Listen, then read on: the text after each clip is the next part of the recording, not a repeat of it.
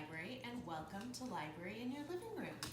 This is Story Time with Thor, and this is my friend Thor, who's, I think, looking for some kind of treat from me, which I do not have.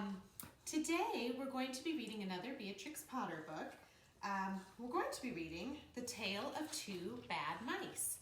So let's see what happens with these two bad mice. You ready, Thor?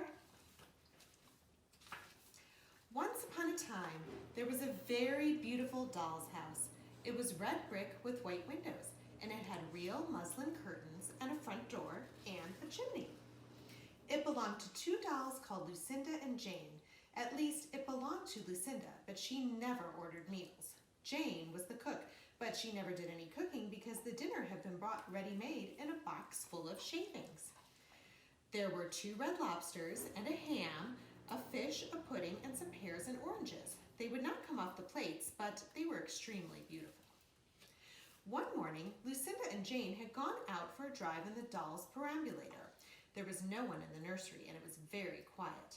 Presently, there was a little scuffling, scratching noise in a corner near the fireplace, where there was a hole under the skirting board. Tom Thumb put out his head for a moment and then popped it in again. Tom Thumb was a mess. A minute afterwards, Hunca Munca, his wife, put her head out too, and when she saw that there was no one in the nursery, she ventured out on the oilcloth under the coal box. The doll's house stood at the other side of the fireplace. Tom Thumb and Hunca Munca went cautiously across the hearthrug. They pushed the front door. It was not fast. Tom Thumb and Hunca Munca went upstairs and peeped into the dining room. Then they squeaked with joy. Such a lovely dinner was laid out upon the table. There were tin spoons and lead knives and forks and 2 dolly chairs, all so convenient. Tom Thumb set to work at once to carve the ham. It was a beautiful, shiny yellow, streaked with red. The knife crumpled up and hurt him. He put his finger in his mouth. "It's not boiled enough. It is hard. You have to try, Hunca Munca." Hunca Munca stood up in her chair and chopped at the ham with the other lead knife. "It's as hard as the hams at the cheesemonger's," said Hunca Munca. The ham broke off the plate with a jerk and rolled under the table. "Let it alone," said Tom Thumb. "Give me some fish, Hunca Munca." Hunca Munca tried every tin spoon in turn. The fish was glued to the dish. Then Tom Thumb lost his temper. He put the ham in the middle of the floor and hit it with the tongs and with the shovel. Bang, bang, smash, smash. The ham flew all into pieces, for underneath the shiny paint, it was made of nothing but plaster. Then there was no end to the rage and disappointment of Tom Thumb and Hunca Munca.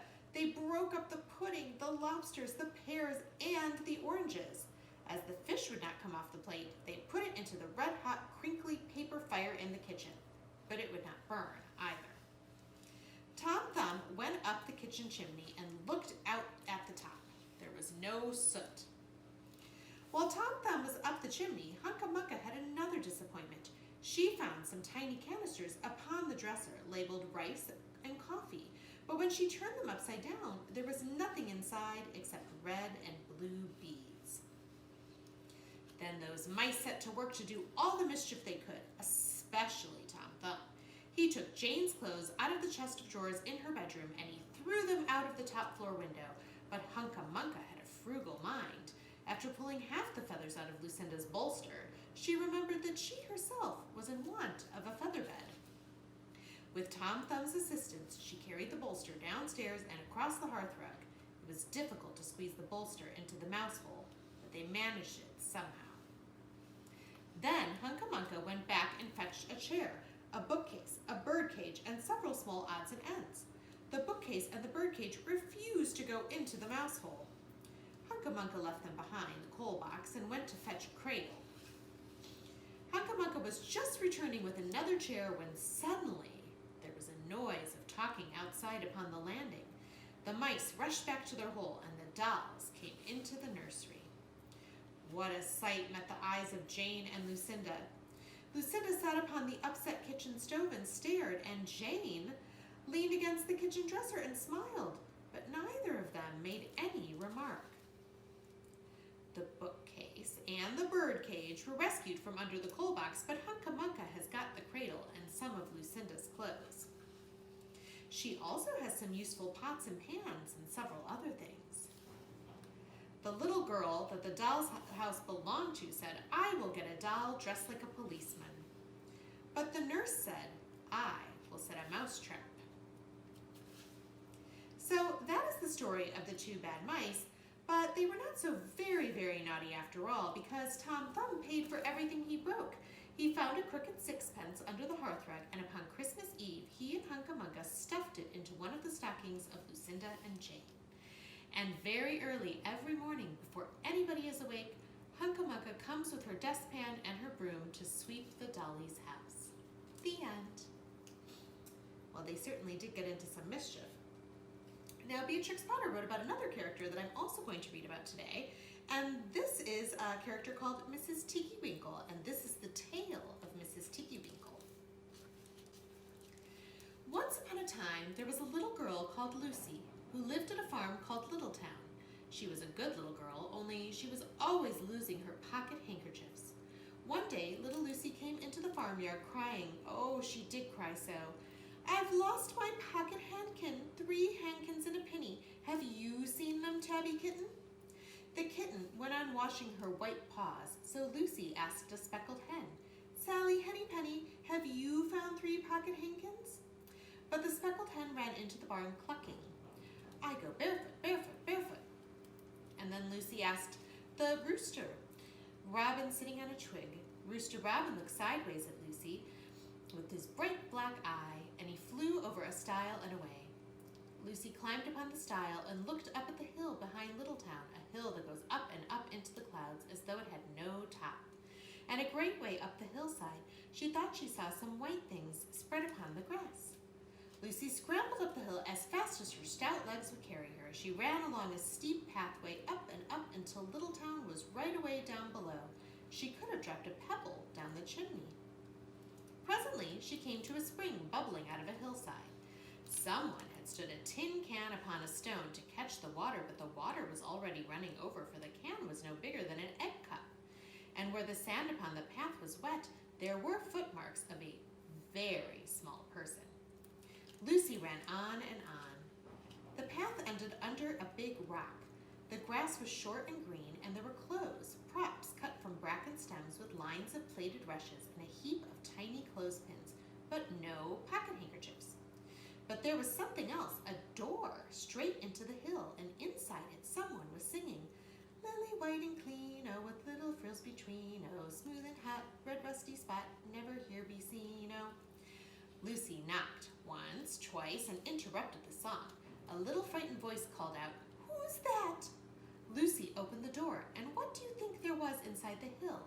A nice clean kitchen with a flagged floor and wooden beams, just like any other farm kitchen, only the ceiling was so low that Lucy's head nearly touched it, and the pots and pans were small, and so was everything there. There was a nice hot, singy smell, and at the table with an iron in her hand stood a very stout, short person staring anxiously at Lucy. Her print gown was tucked up, and she was wearing a large apron over her striped petticoat. Her little black nose went sniffle, sniffle, sniffle, and her eyes went twinkle, twinkle, and underneath her cap, where Lucy had yellow curls, that little person had prickles. "Who are you?" said Lucy. "Have you seen my pocket handkins?" The little person made a bob curtsy. "Oh, yes, if you please, my name is Mrs. Tiggywinkle. Oh, yes, if you please, I'm an excellent clear starcher." And she took something out of a clothes basket and spread it on the ironing basket. "What's that thing?" said Lucy. "That's not my pocket handkin." "Oh, no, if you please, that's a little scarlet waistcoat belonging to Cock Robin." And she ironed it and folded it and put it to one side. Then she took something else off a clothes horse. "That isn't my penny," said Lucy. "Oh, no, if you please, that's a damask tablecloth belonging to Jenny Wren. Look how it's stained with currant wine. It's very bad to wash," said Mrs. Tiggywinkle. Mrs. Tiggywinkle's nose went sniffle, sniffle, snuffle, and her eyes went twinkle, twinkle, and she fetched another hot iron from the fire. "There's one of my pocket handkins," cried Lucy, "and there's my penny." Mrs. Tiggywinkle ironed it and goffered it and shook out the frills. "Oh, that is lovely," said Lucy. And what are those long yellow things with fingers like gloves? Oh, that's a pair of stockings belonging to Sally Hennypenny. Look how she's worn the heels out with scratching in the yard. She'll very soon go barefoot, said Mrs. Tiggywinkle. Why, there's another hankersniff, but it isn't mine, it's red. Oh, no, if you please, that one belongs to old Mrs. Rabbit, and it did so smell of onions, I've had to wash it separately. I can't get out the smell. There's another one of mine, said Lucy. What are those funny little white things? That's a pair of mittens belonging to Tabby Kitten. I only have to iron them. She washes them herself. There's my last pocket hankin, said Lucy. And what are you dipping into that basin of starch? Oh, they're little shirt fronts belonging to Tom Titmouse. Most terrible particular, said Mrs. Tiggywinkle. Now I finish my ironing. I'm going to air some clothes. What are those dear soft fluffy things, said Lucy. Oh, those are woolly coats belonging to the little lambs. Will their jackets take off, asked Lucy. Oh, yes, if you please, Look at the sheet mark on the shoulder, and here's one marked for Gatesgarth, and 3 that come from Littletown. They're always marked at washing, said Mrs. Tiggywinkle.